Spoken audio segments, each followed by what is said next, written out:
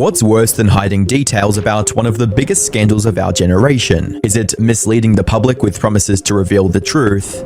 We have Texas, we have this, we have all of the things. And are people still talking about this guy, this creep? That is unbelievable. Is it editing and redacting crucial evidence to shift the narrative? Here, there's like a sudden shift in the video. I have not changed this video in any way. I have it in the Premiere Pro timeline, which I guess they had as well. So this is as intended. So there's this just weird shifts in the footage. Or is it labeling the whole thing a nothing burger after harping on about it for months? But I don't understand why the Jeffrey Epstein case would be of interest to anybody. It's pretty boring stuff. It's sordid, but it's boring. Unfortunately, these three issues only scratch the surface of the mind games Donald Trump has employed to make anyone asking about the Epstein files look like a crazy conspiracy theorist. Are you still talking about Jeffrey Epstein? This guy's been talked about for years. You're asking, we have Texas, we have this, we have all of the things. Hi, I'm the Internet Anarchist. I create weekly YouTube documentaries, and today we'll be diving headfirst into the details surrounding Donald Trump's alleged crazy cover-up of the Epstein files. We'll examine how politicians created a media frenzy around the case, what journalists and Trump's closest allies have revealed about the situation, and why they are so desperate to make you forget everything about Epstein. Before we discuss why and how Trump is distancing himself from anything related to the Epstein files, we first must understand who Jeffrey Epstein was and his connection to the current US president. Throughout his life, Epstein was always in close proximity to the rich and powerful. Initially, he worked as a math teacher at the prestigious Delton School before moving to the now defunct Bear Stearns Investment Group, where he had tutored the CEO's son. His position as financier gave Epstein access to billionaires like Lex Wexner and Leon Black, as well as millions of dollars in compensation for various financial services and investment advice. With that kind of money and connections, it was no surprise that Epstein found himself attending events, parties, and clubs in various elite circles. Between the 80s and early 2000s, one of Epstein's more notable associations was with Donald Trump. They were frequently photographed together and seemed to be inseparable at whatever occasion they attended. Epstein was even a frequent guest at Trump's Palm Beach club, Mar-a-Lago. Come on in. Go inside. An invitation into Donald Trump's world from 1992, found in the NBC archives, shows the future president welcoming Jeffrey Epstein to his Mar-a-Lago estate. The get-together more than a decade before Epstein pleaded guilty to prostitution charges in Florida. Both men are seen enjoying themselves, Trump pointing out women dancing in front of them. In his book, How to Get Rich, Trump described Epstein with friendly words, like, "As mysterious as Jeffrey is, he's one of the few people I know who can get by on just a first name. My staff never asks for a last name in his case," which in a way puts him up there with Elvis. Going by Trump's other statements about Epstein, it seems these sorts of visits go both ways, with Trump allegedly stating, "The one time I visited Epstein's Palm Beach home, the swimming pool was full of beautiful young girls. How nice, I thought. He let the neighborhood kids use his pool."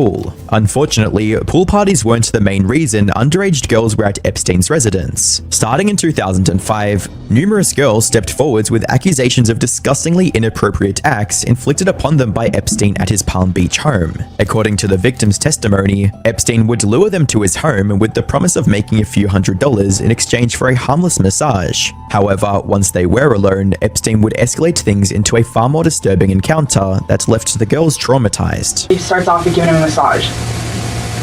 The more you do with him, the more you make. Basically, if you take off your clothes, you're gonna make more. If you let him do things to you, you're gonna make more. Like do things, you mean touch you? Yeah, touch you in inappropriate places. I didn't need, I wouldn't like let him touch me or anything like that. So after that, he's like, you know what? He's like, listen, I'll pay you $200 for every girl that you bring to me. Investigators went on to identify over 30 other victims and wasted no time in arresting Epstein. While such heinous activities would warrant several years in federal prison, Epstein somehow managed to walk away with only a little over a year in jail. One could imagine that such a scandalous case surrounding such a well-connected elite would drum up a lot of coverage from the media, but sadly, that wasn't the case. The only articles produced on the topic at the time were from the New York Times. Even before the arrest was made, victims Maria and Annie Farmer tried to speak out about the abuse to Vanity Fair journalist Vicky Ward, but were quietly ignored. This strange phenomenon wasn't limited to Vanity Fair, as other media companies like ABC News were approached with damning evidence against Epstein and still refused to cover it. I've had the story for 3 years. I've had this interview with Virginia Roberts. We would not put it on the air. First of all, I was told, who's Jeffrey Epstein? No one knows who that is. This is a stupid story. Then the palace found out that we had her whole allegations about Prince Andrew and threatened us a million different ways.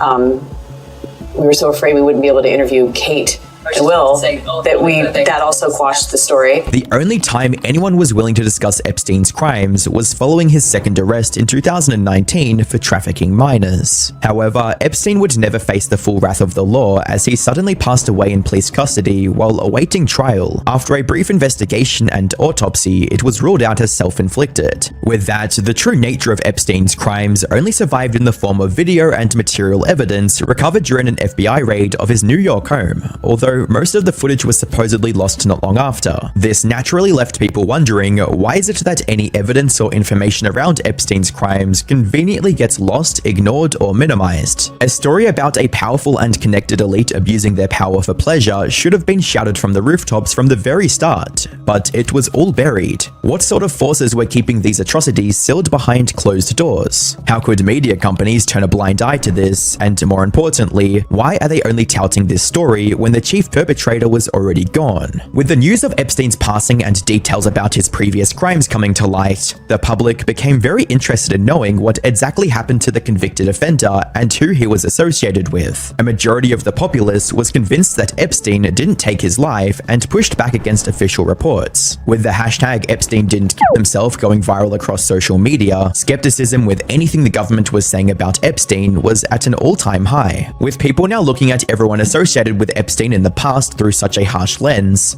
billionaires like Bill Gates and notable academics like Lawrence Krauss were forced to completely disavow him. Had a number of meetings with Jeffrey Epstein. What did you know about him when you were meeting with him, as you've said yourself, in the hopes of raising money? I had dinners with him. I regret doing that.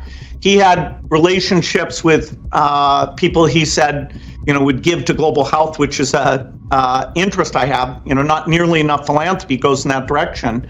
Those meetings were a mistake. Even massive firms like JP Morgan were forced to pay the price for associating with Epstein's activities. However, the man who should have truly felt the heat when it came to questioning those socialized with Epstein was none other than Donald Trump. After all, they had a very public history together, and the FBI had found 14 different numbers for Trump in Epstein's address book. Although, before any concerns could set in, Trump managed to deflect the accusation on other elites and powerful people during his first presidential campaign.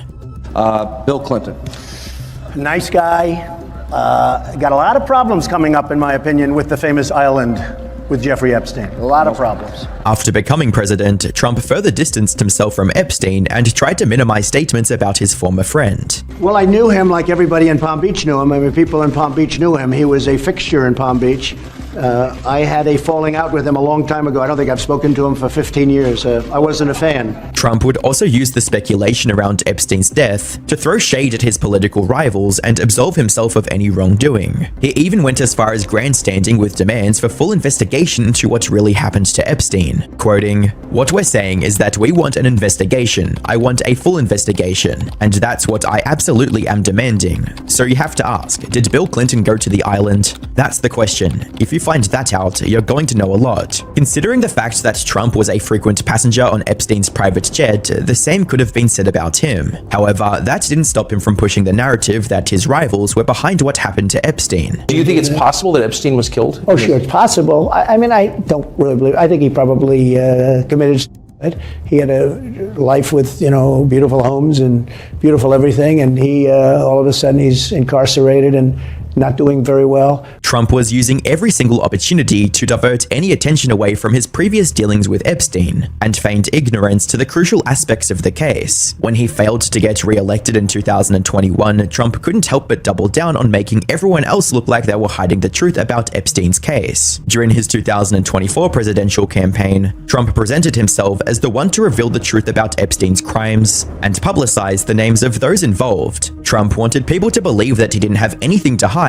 since he was trying to give them the answers to the questions the current administration was keeping secret. Some people think that one way to build trust is to declassify things that everyone's talking about. I know you talked earlier about, I don't want to be a conspiracy theorist.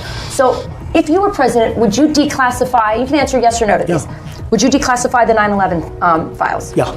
Would you declassify JFK files? Yeah. I did a lot of it. Would you declassify the Epstein files? Yeah, I would. All right. I guess I would. Around that time, the scandal was at the forefront of the public consciousness, as a US judge had already ordered that 170 names on Epstein's list be disclosed. The idea of Trump being the messiah that would peel back the veil around the Epstein files quickly spread throughout his political sphere, as many of his supporters began demanding the file be released to the public. You know, it's the same thing with Epstein's list. It's like, what the hell are these Republicans doing? Oh, I saw you give out the list. I saw you make news this morning about that. I gotta get to that. Yeah. You say that the FBI has Epstein's list. They're sitting on it. That doesn't seem like something you should do. You're protecting the world's foremost predator. Simple, because of who's on that list. You don't think that Bill Gates is lobbying Congress night and day to prevent the disclosure of that list? And why is it that the Senate, you know, and good for Senator Blackburn to try to get it out, but then Dick Durbin comes over the top and says, no, we're not going to release the names. I don't care about the list itself, but if release the names, right? What the hell are the House Republicans doing? With that being said, it seemed inevitable that every detail concerning Epstein and his connections would be brought to light if Trump was in power. Sadly, things wouldn't be that easy, as Trump would also cover up the same information he accused his opposition of withholding. Once Trump became president for the second time, he and his supporters couldn't help but turn the Epstein story into a publicity tour, filled with promises of releasing the list as soon as possible. Because you said last week that you have the Epstein files on your desk. When can we see them, and what's taking so long to release them? I do. Jesse, there are well over, this will make you sick, 200 victims. 200. So we have, well over 250 actually. So we have to make sure that their identity is protected. Tomorrow, Jesse, breaking news right now, you're going to see some Epstein information being released. The new information she referenced would be nothing more than a showing of several influencers that came to the White House to wave around binders titled Epstein List Phase 1. Called it breaking news. She promised that we would get the Epstein files today, and while that turned out technically to be true, what we've seen so far, critics have argued tonight, really hasn't lived up to the dramatic billing. Now, we began the day with somewhat high expectation, having seen some influencers with so-called Epstein file folders. As if obscuring the real documents wasn't concerning enough, one of Trump's biggest supporters, Elon Musk, accused him of withholding information because it would implicate him as well, with a tweet reading, "Time to drop the really big bomb. Donald Trump is in the Epstein files. That is the real reason they have not been made public. Have a nice day, Donald J. Trump." As you'd expect, Trump didn't address the concerns directly and tried to downplay the situation by calling it, quote, old news. Reading, "That's been old news that has been talked about for years. Even Epstein's lawyer said I had nothing to do with it. It's old news. This has been talked about for years and years, and as you know, I was not friendly with Epstein for probably 18 years before he died. I was not at all friendly with him." While Elon's statement was unsubstantiated and later deleted, it was enough for people to begin questioning everything Trump was telling them. Why hadn't he or his administration done the one thing they said was at the top of their priority list? How could they expect the public to be satisfied with little to no new information about the case they supposedly had the details of? Well, it seems they expect people to just take their word at face value. Despite a recent FBI memo mentioning that there were over 1,000 victims involved in the case, the current FBI director tried to make people believe that most of the information was already given to the public. Do you think that myself, Bongino, and others would participate in hiding information about Epstein's grotesque activities? Or do you think we would also participate in not prosecuting people we had evidence to prosecute people on? But the problem is there's been like 15 years of people coming in and creating fictions about this that doesn't exist. When the Attorney General was questioned about the Epstein files, Trump stepped in and desperately tried to sweep it under the rug by saying no one cares about it. Costa, he allegedly said that he did work for an intelligence agency. So could you resolve whether or not he did? And also, could you say why there was a minute missing from the jailhouse tape on the latest? Yeah, sure. If could I just interrupt for 1 second? Are you still talking about Jeffrey Epstein? This guy's been talked about for years. You're asking, we have Texas, we have this, we have all of the things. And are people still talking about this guy, this creep? After being given the time to answer, she would totally sidestep the question by blaming the delay on red tape. First, to back up on that, in February, I did an interview on Fox, and it's been getting a lot of attention because I said, I was asked a question about the client list, and my response was, it's sitting on my desk to be reviewed, meaning the file, along with the JFK, MLK files as well. That's what I meant by that.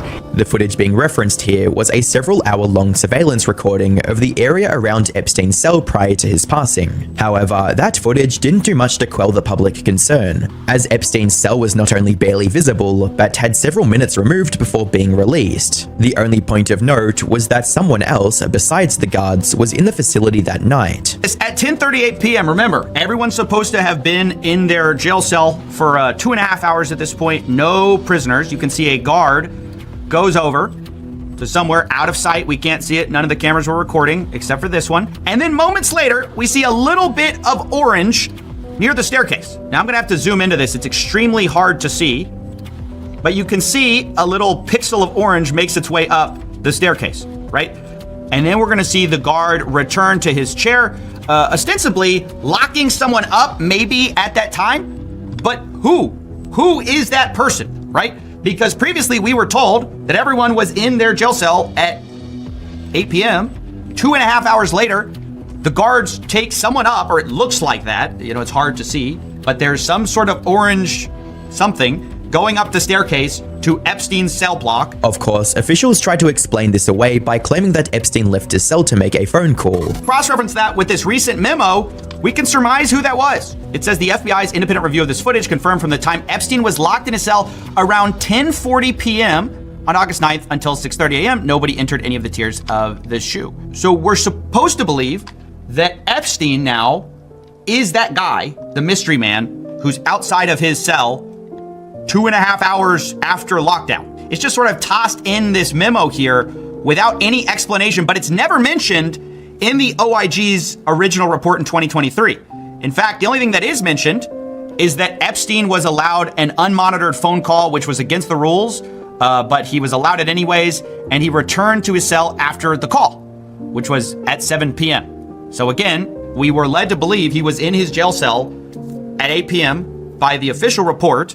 And then now the FBI's kind of come out and in one line, I said something quite remarkable. If the Trump administration wasn't going to provide the public with the truth, then it seems journalists had to pick up the slack by revealing some new evidence about people involved with Epstein. On the 17th of July 2025, the Wall Street Journal released an article detailing a set of letters Trump sent to Epstein for his 50th birthday. The letter contained various messages to Epstein contained in a drawing of an undressed woman. As concerning as that might be, the part of the letter that really stood out was Trump's closing statement to Epstein. Happy birthday, and may every day be another wonderful secret. Not long after this story went public, Trump filed a defamation lawsuit against the media outlet and feverishly denied the validity of the letter. However, when you consider how fast Trump's connections to Epstein were coming to light, silencing on media was nowhere near enough to remedy the situation or sway public opinion. Instead, all he was doing was adding rocket fuel to the fire. Initially, Trump saw the Epstein files as a quick ticket to winning public favor and power. However, when it came to make good on his promise, Trump completely went back on his word and tried to cover up the situation. Unfortunately, he forgot how catastrophic the Streisand effect could be. The more he wanted people to forget, the more they questioned, and it seemed shaming people into silence is only going to make things worse. Looking at the current state of things, the controversy around the Epstein files could go one of two ways. Either Trump succeeds in his cover-up and gets the public to take his word without question, or Trump's cover-up escalates into an even more nightmarish situation that would far outweigh the fallout from just releasing the list. Whichever way it goes, Trump is going to have a hard time convincing people he wasn't involved in or aware of Epstein's horrendous activities.